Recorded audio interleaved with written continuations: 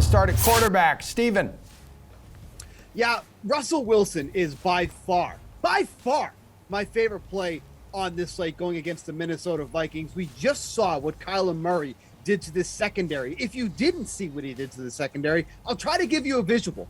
He absolutely just picked the secondary apart, threw for 400 yards, 3 touchdowns, rushed for another one, early MVP candidate, no problem. Now they're going to have to go up against Russell Wilson, who really isn't getting a lot of attention so far this season because we're getting all these good performances from other quarterbacks. But this is somebody that already is averaging just under 300 passing yards, 71.1% completion percentage, 26.7 DraftKings fantasy points, and the Vikings don't really offer much of a pass rush, so that means Russell Wilson's going to have all day to throw the ball. And when he's been working with a clean pocket so far this season, 11.8 yards per attempt, 81.6% completion percentage, and 3 of his 6 touchdowns. He, just like Kyler Murray did last week, should be able to pick apart this secondary in what is expected to be one of the highest scoring games on this slate.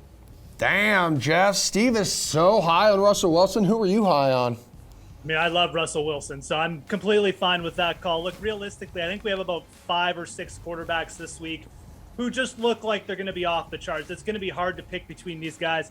I'm going to pick the layup here with Lamar Jackson because Detroit was already banged up in the secondary. They've allowed a 75% completion rate so far, Detroit, to opposing quarterbacks. Lamar Jackson coming off one of the best performances of his career, completed 69% of his passes against the Kansas City Chiefs.